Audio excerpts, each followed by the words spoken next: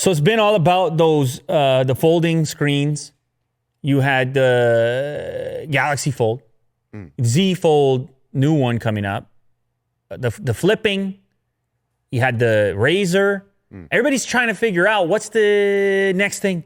How are you going to get the extra screen real estate on your mobile device? What is the next move? Who's going to make the next move, Will? And is it the way we see it now with the seam and all the rest of it? Or is it a completely different approach? And today we have this leak. LG Wing leak reveals swing out second display. How about this for a new take on how to get that extra screen real estate on your smartphone? What if it sort of swivels out of there? And this leak, you can see an interesting use case scenario in which you've got the nav on the portrait display and you're still able to answer a phone call on the secondary display, which then would kind of swivel around into a regular slab when not in use. A new video obtained by Android Authority provides a first live look at the LG Wing and how the second screen could be used. The use case is intriguing. And apparently the Wing could be a lot more affordable than the upcoming Z Fold 2, which could be around 2 Gs. Part of the reason they think this might be the case is not just the fact that you don't have to worry about these fancy folding OLED displays with decrease and all the rest of it. That could be part of it, but the other part of it could be that this is aiming, potentially, again, rumors, it's aiming at Snapdragon 700 series chip in it, which that's all the rage these days for the budget-minded. So it could be a cool phone with a cool price to go for it. Of course, I don't know at this moment. It's said to have a large 6.8-inch main display that's paired with a 4-inch second display. There's a twisting motion that takes place. Could be one of those addictive twisting motions like the old days. What did you have? You had the sidekick and things like this. Yes. You're spinning and flipping and all the rest of it. Yeah. And I know you're a big guy when it comes to that. So anyway, this is just one of those singular use case scenarios. There's actually a video as well, Will. I don't know if you want to play a little bit of it. It's an 11-second video. I feel like we can handle it. Although there's some music playing in the background, which maybe, with the copyrights and the rest of it. But you can just play the clip without the music maybe. And you can see the guy's driving along. He's got the device. He's using it on the day-to-day. He's got the nav. He catches the phone call. It was playing music before. So you had the multimedia there. But then you get the phone call. You hit the button and you don't disrupt the nav. You know how this is in the car, Will. Yeah. You don't disrupt the nav. Useful. It's not too bad. You've had the nav before, the Google Maps. I did, yes. And then the call comes, it covers half of it. If you click to answer the call replaces the nav, or the nav goes small in the corner on Google Maps. So this could be you.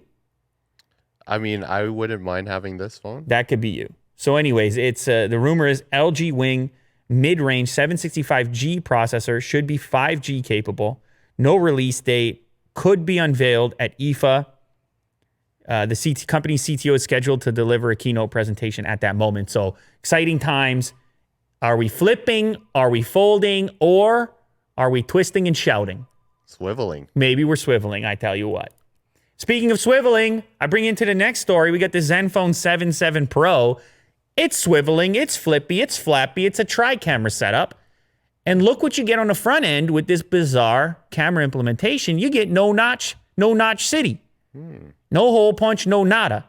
You have screen all the way because your camera is on the back when you're using the front of the device, and it only flips around in the event that you need to be doing the selfie stuff. And if you are doing the selfie stuff, you're getting the top tier camera module in order to achieve it, which is your rear camera module more frequently. So this is an approach that's going to require a motor. It's not going to be as solid as once they figure out the in-display, under-display stuff. But it's going to have the advantage of being the better camera that's on the rear of your device. And the multiple options. Look, you got a triple camera setup. You know there's going to be an ultra wide. You know there's going to be a high megapixel count if you want to choose for that. Many options. Some other specs on this phone recently announced, by the way. 2 devices, Zenfone 7 Pro, 180-degree flip camera. 6.67 inches on both. It's going to hit Europe starting September 1st. 90 hertz FHD OLED, which is a jump up from the previous Zenfone 6 series, which was LCD. You're also going to have the 865 Snapdragon, so it's the chip you want, Willie do. However, the Pro model will be clocked a little bit higher, up to 3.1 gigahertz. You're going to have 6 or 8 gigs of RAM on the regular 7 Pro, only 8 gigs. 128 of storage on the non-Pro, 256 on the Pro, though you can expand it because it does have a micro SD card slot up to 2 terabytes. You know how that goes. Both devices, 5,000 milliamp hour battery and a side-mounted capacitive fingerprint scanner. Pricing, we don't know because currently you've only got the Taiwanese pricing, but the equivalent when converted to USD for the time being, $750 for the non-Pro and $955 for the Pro, available in pastel white and Aurora black. It's a little bit pricey. It is an 865 unit, but $1,000 smartphone is $1,000 smartphone. Mm-hmm. But I have to say, when I look at the front of the device, no notch, no hole punch, no nada, I say to myself, that could be fun. Yeah, I mean, even the back looks incredibly clean.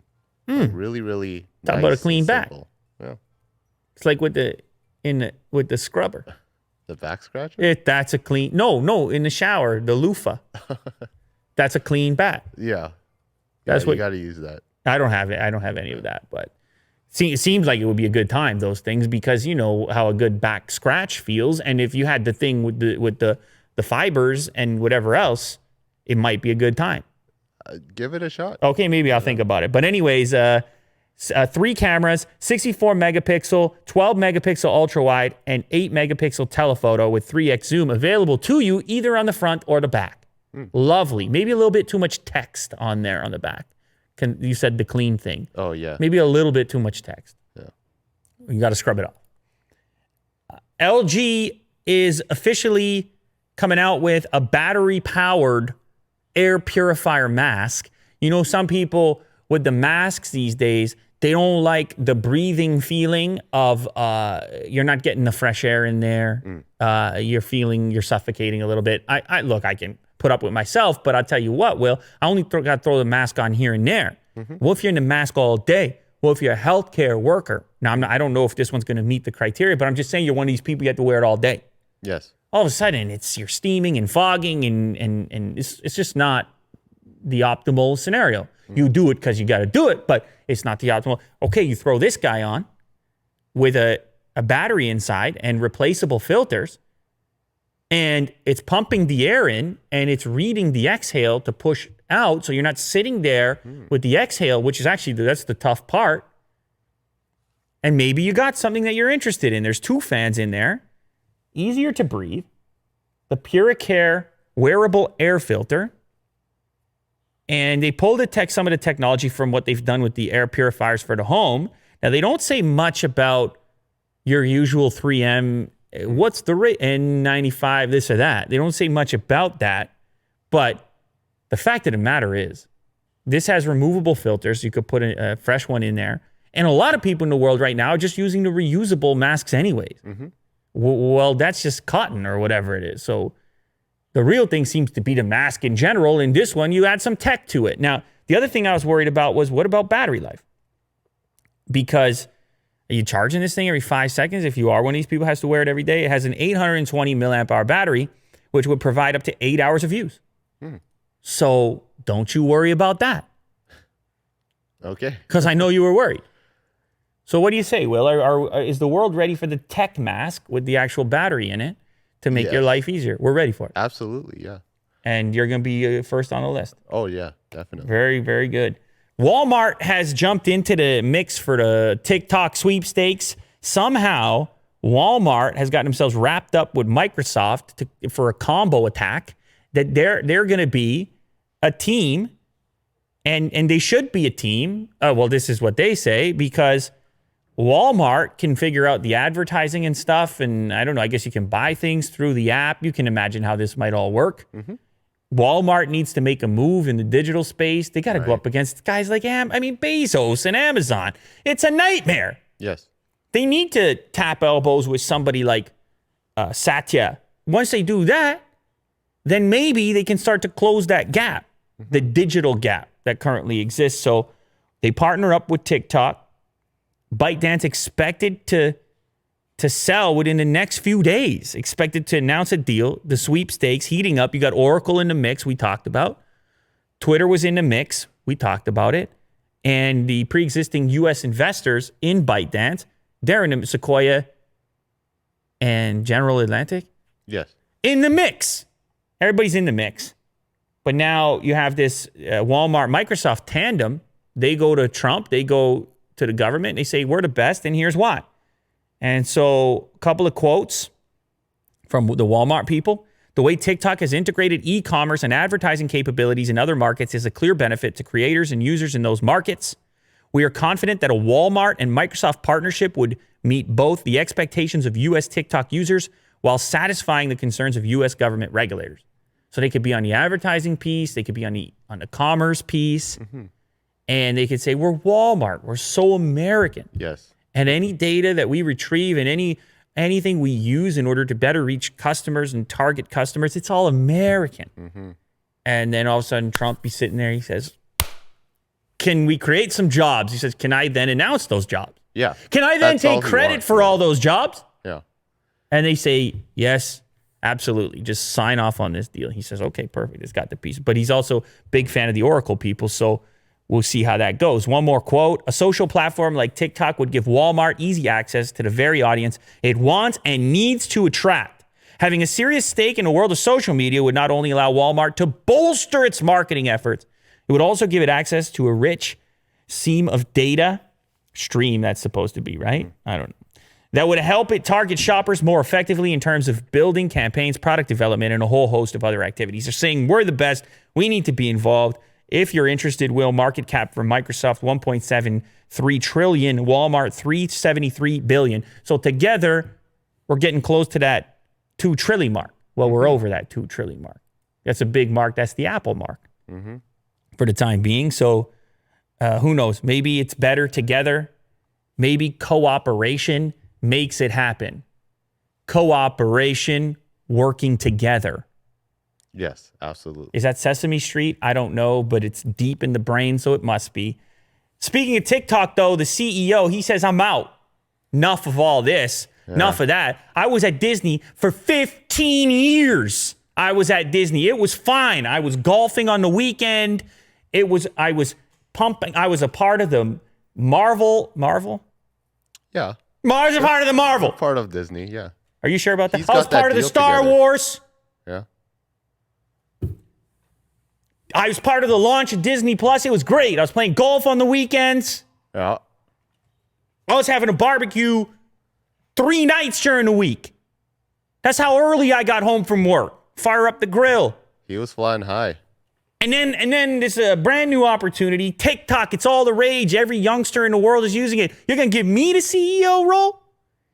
Oh, I'm there. 15 years, forget about it. See you later, Disney Plus. Walks over across the street, brand new TikTok office. Then Trump wakes up from a nap and says night to somebody else. Does that make sense? I don't think he ever naps. He talks about how he never sleeps 4 hours a night because he's constantly watching TikTok thinking about how he's going to ban it. Calls everyone sleepy. Everyone else is sleepy because he's never sleeping. So anyways, Trump comes with the thing and the government talking about how they're going to ban ByteDance and TikTok and you got to sell and everything else. And a lot of heat starts coming this guy's direction, Kevin Mayer, because he just signed this big deal. They got the big American executive. And I mean, he just started a couple months ago. June 1st. Yeah. They get this guy, and then all the heat happens immediately after. And so anyways, he says, enough's enough. I got to go back to the barbecues. I got to go back to the weekend golf. I'm inventing all this, by the way. I mean, this guy's going to say, why does he keep saying I'm golfing and all the rest of it? Yeah. I'm working 24/7. Stop it. Which he might be. He was the Disney's head of streaming. So yeah, big play on it. Disney Plus. He said a couple of things to the employees. In recent weeks, as the political environment has sharply changed, I have done significant reflection on what the corporate structural changes will require and what it means for the global role I signed up for. Against this backdrop, and as we expect to reach a resolution very soon, It is with a heavy heart that I wanted to let you all know that I have decided to leave the company. So part of it here seems to be, Will, that if an acquisition takes place, it won't be for the entire global operation. As we've referenced in the past, all these reports, it will be for the US, Canada, New Zealand, Australia markets will be part of that acquisition. He's very carefully selecting the words there, saying, I signed up for the global role. I was supposed to be the dude across the world. And, well, that part is gone now. And so certain things shifted and changed, and who knows what his role may have been had he stayed on, but it all depends on this sale. And when you have new management, you may have new hiring, and they may not align strategically. And so he's like, you know what? I'm out right now. Yeah. I'm going to quit now. But that's a really short role, it turns out. As I mentioned, I think he came in June 1st, but it was, as you said, it's just a couple of months. Meanwhile, he did 15 years at Disney. He was so comfy. Yeah. And it's been a big, a yard sale since he got there. Yeah. So I guess that Vanessa Pappas girl stepped up, and she's kind of like the interim CEO. You got an interim. Yeah. It's like an interim belt holder in the UFC. Yeah. Yeah. People are like, you're not the real. They're like, I'm the interim. I got the belt. Belt's sitting right there. Yeah. Come and take it. Did you know 5G in the US is not as good as 5G elsewhere? Really? Yeah, 5G in the US only averages 51 megabits per second. Yeah. Lame. Blah. Can't do anything with that. It's obviously an upgrade over 4G, but there's a lot of reasons for this. Very comprehensive write-up here. Ars Technica, shout out. Main thing here has to do with the type of 5G, Will. There's different types. Yeah, it's different millimeter wave and frequency and all the rest of it. When you got the low frequency, well, the bandwidth suffers, but you go long distances, obstructions don't bother it as much. Once you get to the millimeter wave stuff, concrete walls and things, you have smaller networks, but they're faster within those smaller areas. You get less reach. So Verizon has some killer numbers, but a tiny 5G network as a consequence of it. So they can only advertise in certain places. But if you hop onto Verizon, you can get up to 500, right around 500 megabits per second. Anyway, they checked out a number of different places. You're going to be happy to know that Canada produced a 4G average of 60 megabits per second, the same as the American 5G, or better than the American 5G. And then the 5G average was 178.1 megabits per second. That's great. So not too bad. In fact, close to Taiwan and Australia at 200 megabits per second. And then, as you know, as it would be, South Korea and Saudi Arabia clocking in at 312 and 414 respectively. So you want to take a trip right now. I know it's limited. You will have to wear a mask, but you want to go experience some 5G, Willie Do? You are welcome to. Right on. So you have a graph here. You have the USA, the Netherlands, Germany, whatever. Canada kind of surprised me on this front. I don't know if we've been competitive in the past, but it kind of surprised me on his front.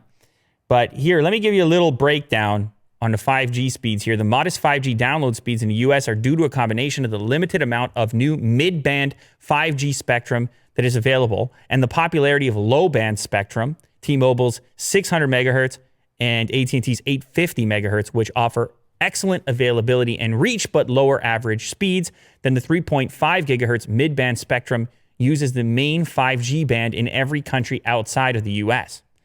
Now, if you scroll down to the next chart here, by the way, all this data via Open Signal. So another shout out, secondary shout out. Look at Verizon's number, almost 500 megabits per second comparative to T-Mobile, AT&T, and Sprint, which are all close between 50 and 60. However, nowhere near the availability because of the technology in play. As mentioned, the Verizon's 5G network is tiny by comparison, and it relies on millimeter wave frequencies that are easily blocked by walls and don't travel too far. So you see how its benefits, its drawbacks really do. But either way, there you go. 5G is not 5G everywhere. There is a huge variety of 5G. So maybe it's best to see what you're actually going to get on your carrier and in your region to see if it's just some marketing thing or if it's actually you're gonna see a significant improvement in your bandwidth or not, based on your carrier and your location. You can check that out for yourself. Speaking of 5G, India apparently done with Huawei for their telecoms and their networks. this is the 5G thing kicked off the whole thing. Now, India never actually came out and effectively or officially banned them from their networks. However, there seems to be some sort of a shadow ban going on. I just felt like saying shadow ban, which really is in reference to social media and other things, and not in reference to an actual physical thing in the real world. However, kind of cool to say shadow ban. Yeah. To get shadow banned. Am I banned? I don't know if I'm banned because I keep typing, I'm tweeting. Is it working? Where's it going? Imagine. I mean, imagine we were shadow banned on YouTube. We put out these videos. Is anyone seeing it? Actually, I guess YouTube's a bad one because you have the metrics right there, but other places. So anyways, apparently you have some industry executives that have come out and said, look, we don't, it's not official from the government, but we kind of know, we kind of got the mandate, we kind of caught the gist of it. You know what it's like? It's like in the mafia when they say, can you do me a favor? Can you go see this guy? He's causing me a few problems. Can you just go see him? Yeah. Maybe talk to him. Favors. Yeah, but you know it doesn't mean you're going to go talk to the guy. Yeah. So this would be like the prime minister saying, hey, you know what? I'm kind of liking this telecom equipment right here. I'm not saying you can't use anything else. I'm just saying I kind of like that one right there. And this is how this stuff works, Will. So they're saying the inside word is that if it's a big contract or let alone a government contract and so forth, then don't you dare bring me that Huawei stuff. And this is, of course, to limit the potential for retaliation. If it's an official thing with a big headline, then there could be retaliation, but you just do it quietly and you keep that stuff off the table. Yeah. Someone's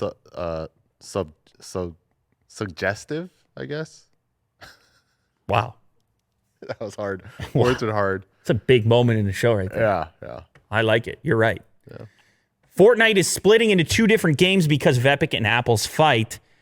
That's The Verge's headline. It's kind of a funny approach to a headline. It is true. It's splitting into two different games in the sense that the iOS users will no longer be in the pool of other gamers with the crossplay. But the game itself will remain roughly the same, although users on iOS are not going to get the updates as well. So they're going to lose crossplay, plus they're not going to get that Chapter 2, Season 4, which you're showing off right here, all the Marvels, superheroes, and it's going to be a subpar platform to play the game if you're a fan for the foreseeable future. I mean, look at all these guys. What do you got? It's so much Marvel. Fortnite, Marvel, it's all happening. People love this stuff, Will. When the universe crosses over, and people love this stuff. Yeah, it's a thing. Anyway, if you're on iOS, you're not going to be loving this stuff. Epic announced today Fortnite's next season arrives tomorrow, but if you're on iOS or macOS, you're not going to play it. They love saying that. Fortnite, both iPhone, iPad, and Mac are going to lose cross-play Fortnite multiplayer with non-Apple platforms. So now the friend groups are busted up. Now all the different pals that are out there and they play together and they hop on, all the iOS people are second rate. It's kind of like a reverse iMessage situation where it's, oh, you play on that? Too bad for you. I got the latest season over here. I got Marvel stuff going on. Yeah, they're becoming outcasts. Yeah, you're going to be, exactly. Yeah. And that's a rough spot to be in. So, I mean, you guys have been following along. We cover this story a lot. We knew this was going to happen, but now it's sitting right there in front of people, and I'm curious to see what happens. And I'm curious to see if it causes anybody to jump ship and look towards other platforms. Now, I don't know what those platforms, you don't necessarily have to go to Android, Will. You could pick up a Nintendo Switch, an Xbox One, a PlayStation, but you got new consoles coming out. So that might be a tough move at the moment.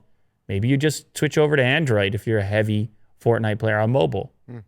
Maybe that's what you might end up doing. In fact, I'm going to skip ahead 3 stories because I realize there's a segue here that I didn't plan for. Here we have an article from Eric Franklin on CNET who says he might be lured away from iPhone to Android not because of Fortnite, but because of Xbox Game Pass. Right. And to me, this one is actually maybe even a bigger reason. I understand Fortnite is an incredibly popular game and is going to sway people one way or the other. But Xbox Game Pass is your whole gaming life. It's all those titles. And they tried to work with Apple to get things figured out. And Apple is continually kind of getting backed into their own little private silo here by not letting others in because they couldn't get a deal done. And Game Pass, the experience, Microsoft came out and said, look, we're not going to be able to deliver it the way we want on iOS. And you're going to have these Xbox caliber games on your mobile with the potential to put the controller on and all the rest of it. And a bunch of people that plan to pick up those next-gen consoles or are already invested in Microsoft who want to play this caliber of games on their smartphone, how are they going to stay on iOS? Do you think they'll ever change their position? Well, I think you got to wait to see if it ever ends up on the bottom line. Oh. If they are able to track statistics and say, oh, the Epic one hurt us, or oh, you know what, the Microsoft, what's weird about doing this math is you have to say to yourself, all right, so here's what we lost. Like they need to figure out the net. Yes. Here's what we lost, but we signed up a bunch of new people for Apple Arcade because they couldn't get that, And they're going to have to figure out the net. Now, I don't think that these two things are necessarily competitive because the Xbox user base is already there. And they're already invested. And they just flip the switch and then they're doing the cloud stuff. And so I don't know that it's a one-to-one thing. I tend to think the better move, and this is just me, this is just my intuition, would be, especially with this one, get it on iOS. Right. This would be a one where a couple pals could be talking and saying, you can't even play Microsoft Game Pass on your iPhone? Get out of here. And I think the Fortnite one is similar, even though I don't play Fortnite. But I think it's similar, much like the iMessage thing, where you don't ever want to be the outcast in a group that can't do the thing. You always want to be able to do the thing, whatever happens to be, and socialize where people are socializing. You don't want to have those walls in there wherever possible. But anyway, this he makes a case here for why he'll consider another platform. And the important part, this is a person who's been on iOS since the iPhone 3G in 2008. This is a very reluctant switcher. Power user. Yeah. And so it's significant because it's not a person that flip-flopped every so often. It's a diehard iOS user. And there could be some others out there in the universe. Of course, I can ask the audience here because there's people sitting here watching this. If you're an Xbox user and an iPhone user and you plan on signing up for Game Pass, are you going to ditch your iPhone is essentially what I'm trying to say. Would you move to Android in order to experience Game Pass as a Microsoft Xbox gamer or just a game fan in general who wants to utilize this technology, this game streaming technology on your mobile? Let me know in the comments if it would cause you to flip from iOS to Android. Speaking of Apple, the debacle that we talked about with the wireless charger, the originally called Air Power. We now have another confirmation here or report that they're going to do a far less ambitious version of it. Now, the rumor was out there. I think it was Ming Chi who came out and said, yeah, the Air Power didn't work out. They're just going to do a much more basic unit. Maybe it will charge one device. Definitely not drop everywhere because they had all the issues with the heat and all the rest of it. We saw the Air Power torn down in a recent clip that we put out. And so this less ambitious version comes after the announcement, delay, and eventual cancellation of Air Power. Yeah, we know that. Maybe it could be ready to go along with the iPhone 12. Because it's kind of crazy how many generations of wireless charge-capable iPhones we've had, and we still don't have any wireless charger. So can't they just grab something off the shelf now? Yeah. You got the iPhone 12 right around the corner. You know how many extra units you would move, making available as an accessory Apple's first official wireless charger? Is it included in the box? How dare you? That is so rude. I see the smirk on your face. They're going to include nothing in the box. There's another report, which I didn't include in today's show, that said no accessories. And we talked about the power adapter that wouldn't be in there, but now it's also the headset because, they would include a lightning headset for a period of time. So nothing, no accessories in the box is the latest rumor. So anyways, when it comes to the affordable, or I don't know if I should say affordable because Apple's probably going to still price the thing as you might expect. The simplified wireless charger, we may see it alongside those upcoming iPhones. And we'll definitely, according to these reports, see it eventually. And that makes a lot of sense to me. Sony has some news about the upcoming PlayStation 5. Apparently, there's going to be a very limited quantity available at launch, and therefore, they're making pre-orders available on a registration and invite-only mode. And it's going to be a one PlayStation 5 per person type of pre-order in which you're going to put your name in the hat. You get selected, and then you've got a window of opportunity to pre-order the thing based on the invite. Everybody loves this exclusive stuff. You know, supply, demand. You know, the moment there's scarcity, people go wild. They go crazy. You mean I can't have one? I want one. It's like you didn't want one, though. I told you couldn't have one before you wanted one. Now you want one. Yeah. That's the human stuff. That's bandwagon. Yeah, that's the human nature type of thing. Well, they see a lineup. What's this lineup for? I remember seeing some funny clips where people just get in the lineup, and then the news reporter comes and goes, why are you in this lineup? I don't know. I saw the lineup. Yeah. That's a real thing that happens with human beings.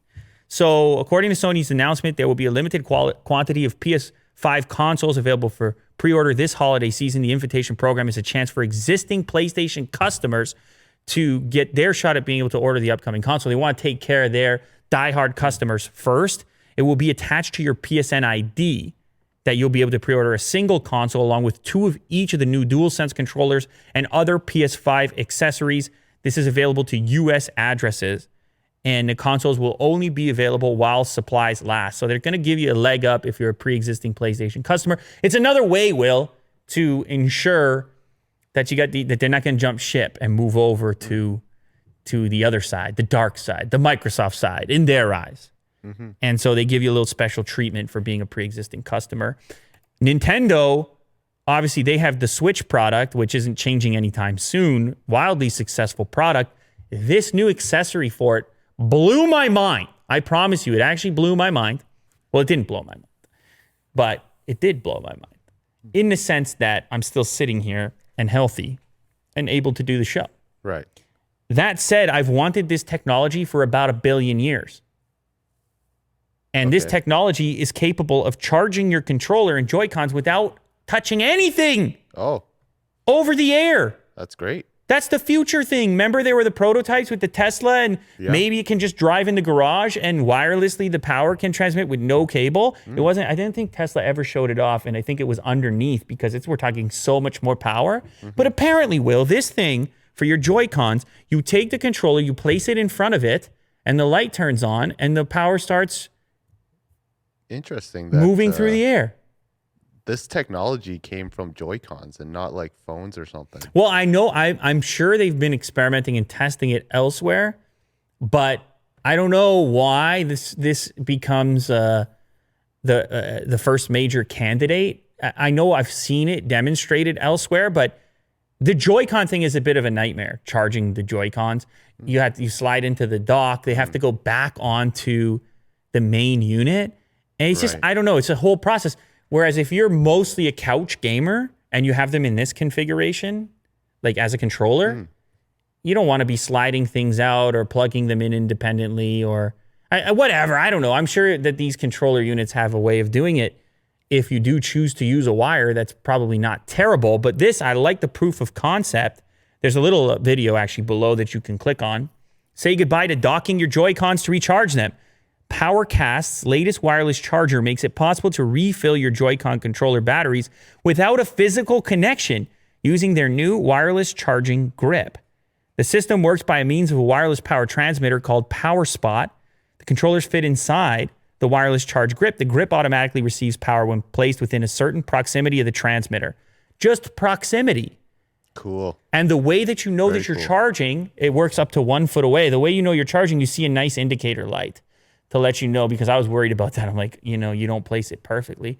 So this may be even better than the actual wireless charge platform. Yeah. Because you just place it in front, which is obviously a very natural thing to do. Apparently it's on Amazon. You can get up to 26 hours of continuous gameplay on a single charge. I love seeing technology like this, especially from an accessory manufacturer. Of course, take it for what it's worth, Will, because I haven't tried it out. And I'm just going based on the concept and not necessarily the reliability, long-term durability, all these other things, which I would love to try out for myself and hopefully will soon.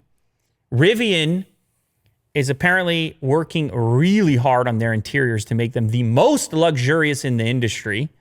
And I don't know if you're going to agree with that, but apparently they're benchmarking their interiors against companies like Bentley and Lamborghini. So they're saying, hey, we've got all the materials. We're going to do it all right. Natural materials, renewable, wood. I see wood. You see wood in there with the grain and everything. Yeah. And I know that does it for you. During an event last week, Rivian's director of crafted quality said the company is benchmarking their interiors against those from Audi, Lincoln, and Bentley and Lamborghini. I can speak on the Lincoln one with the Navigator. It's very similar to this, and you have the natural wood, and it's an open style interior with a similar armrest and a big, huge display like that. But those natural materials on the inside make a huge difference to the feel of the thing. It feels kind of more like furniture almost. It feels more at home on the road trip, particularly in an SUV. Yeah. What they've done here is they've also inset a very large display into the center, and also a large display behind the steering wheel, just a little bit smaller than that. The seats also really remind me of the Navigator seats, the seats Lincoln uses, which are multi-contour, have a number of different adjustabilities, to get the right fit in there. Apparently, they say it's going to be world-class. That display in the middle, 12.3 inches. Oh, no, the digital cluster is 12.3 inches, of course. The touchscreen in the center is actually 15.6 inches, which is quite large. There's also a 6.8-inch rear display that's going to be in there. And, of course, pricing starts at $69,000, so it does have to be a luxury interior at that starting price. But I just felt I had to show that to you. They say that their user interface will also reflect adventure, the outdoors, and exploration. So I think there's a theme to it in here, that they're trying to bring the outdoors inside, utilitarian materials. They say the wood is sustainably sourced, the colors and textures also inspired by nature. I feel like a guy like you can appreciate that. Well, yeah, that's a good feeling, knowing that you step in your vehicle and it's natural. Inspired. It feels natural. Inspired by nature. Yes. Amazon is opening its first fresh grocery store. Speaking of nature, we talked about this before. This was happening very soon, but now it's open. It's in the Los Angeles area. They invited select customers. Imagine you were one of those. They're like, we want you to be a select customer. Sounds so exciting to come in and experience their new full all-out store experience. And what it is you've got the Amazon Dash cart. You can skip the checkout line. You have Alexa features in there. It's the futuristic shopping experience that you're looking for. You can also get same-day delivery from the store or pickup same day as well.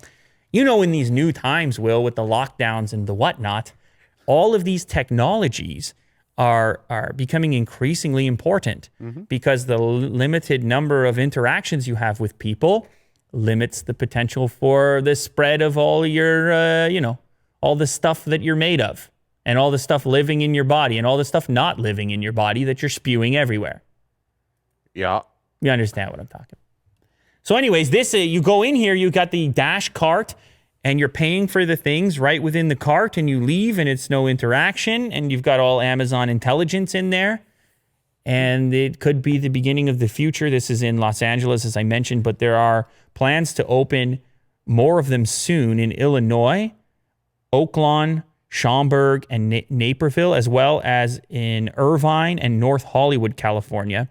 They didn't specify when those would open. The current store, if you want to go check it out in LA, is open from 7 a.m. to 10 p.m. Go and check the tech and let me know how it goes. Costco, on the other hand, they're still doing what they're doing, and they're bringing back something they were doing that they stopped doing, which is, and if you've been to Costco, you know this, the sampling. Remember you go to get the samples? It's a fun time. Mm-hmm. Yeah, so... Fill me up. Yeah, fill you right up while you're shopping. You don't even need to buy anything. Yeah. Willie Doo's just having the samples. Yeah. Anyway, so they had to take the samples off the table when the pandemic happened because it was, I guess there were extra risks associated with having the food, handing out the food, eating the food, all of these things that a human would want to do to have a good time. But apparently they're starting to slowly bring it back, but in a new kind of format, which to me is not exactly sampling. So you look here, Will, and you see the pasta and the sauce behind the case there, and it's prepared, but you can't have that. Oh. No, and you also can't have the sample right in store, at least if we're to look at this particular example, which is the pasta and the pasta sauce. However, I think you get to take it home. Now, a lot of people started speculating the way this was posted. This guy's a Costco enthusiast, Costco guy for you. People were speculating, okay, so what do? We take the demo home? Yeah, it's a dry sample. So, Will, you actually get to grab one of those pastas right there. You go home, you boil it. If you like it, you come back, you buy the big pack. Oh, because that's a huge serving. It's a huge serving. It's even bigger than that. You get the pack. Yeah. It's like a regular plate of spaghetti. No, it's bigger. That bag, that you're looking at, is a pot of spaghetti. That's just one serving. You would get probably 4 of those out of that. Do you take this home, the plate? No, you take home the bag in front. Oh. You see the bag in front? You take home the dry sample, uncooked. You get home, you try it. If you like it, you come back and buy the 8-pack. You see, they sell it in such a huge portion. That's why the samples are important at Costco. Oh, that's even bigger than I thought. I thought it was just a plate. And yeah, no, you're going to, apparently, and maybe you get 1 jar. I don't know if you're going to get the sauce. Look, there's a lot of speculation going on, but they say this is the new normal prepackaged dry samples. Oh. And it's not on all demos. So who knows, maybe to the side of this display, there's a smaller dry package to take home. But either way, you take this small, Willie Doo's going to go to Costco after this because he's really curious about this. But yeah, you go home, you cook it. If you like it, you buy the big pack. Because it's hard to make a commitment on an 8-pack of those pastas if you don't like it. You see, so you take one home, you love it, or the sauce, and you come back and you buy the big one, which is what Costco's all about, is the big one, Willie Do. So anyway, let's wrap this up so we can go have some pasta, all right? All right.